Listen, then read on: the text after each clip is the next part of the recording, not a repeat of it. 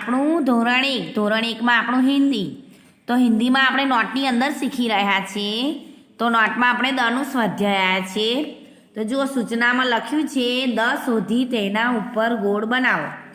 તો આપણે અલગ અલગ મૂળાક્ષર છે નીચે કે દ સે દરવાજા, ય સે યતિ, ત સે તલવાર, દ સે દરવાજા, ગ સે ગમલા, વ સે વકીલ, દ સે દરવાજા, છ સે છાતા, ચ સે ચમ્મચ, દ સે દરવાજા, ક સે કમલ, લ સે લટ્ટુ, દ સે દરવાજા, ઘ સે ઘર.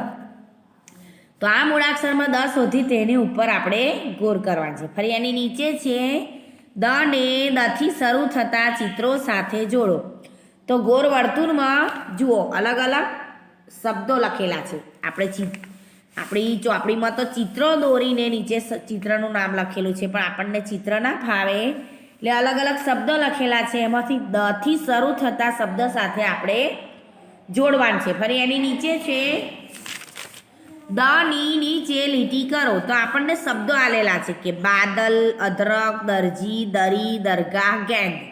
તો આ શબ્દોમાં દ ની નીચે આપણે લીટી કરવાની છે. તો દ ક્યાં લખેલો છે એ જોવાનું. તો મેં તમને પૂરીને બતાવી. જુઓ ફરી એની નીચે છે દ થી જુદા અક્ષર પર ચોકડી કરો.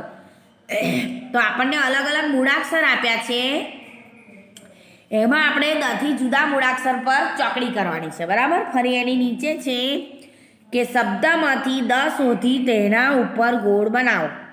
તો શબ્દો આલેલા છે કે દખલ, પદમ, અદરક, દરબાર. તો આ શબ્દોમાં દ શોધીને તેની ઉપર ગોળ બનાવવાનું છે આપણે. ફરી જુઓ એની નીચે છે કે શબ્દો લખો. તો આપણે શબ્દો કેવી રીતે લખવાના છે મેં જુઓ તમને નોટમાં લખીને લીટી દોરીને બતાવ્યું છે. એ પ્રમાણે તમારે આખું પેજ ભરીને શબ્દ લખવાના છે. શબ્દ બોલીને વાંચીને લખવાના કે દર્પણ, દરજી, દવા, દરી. આ પ્રમાણે મેં તમને વિડીયોમાં બતાવ્યું. એ પ્રમાણે તમારે વિડીયોમાંથી જોઈને હિન્દીની નોટમાં લેસન આ જે બતાવ્યું છે વિડીયોમાં એ પ્રમાણે લેસન લખવાનું છે. એ આજનું આપણું લેસન છે બેટા. ફરી બીજું શીખીશું. ચલો, અસ્સલામુ અલૈકુમ.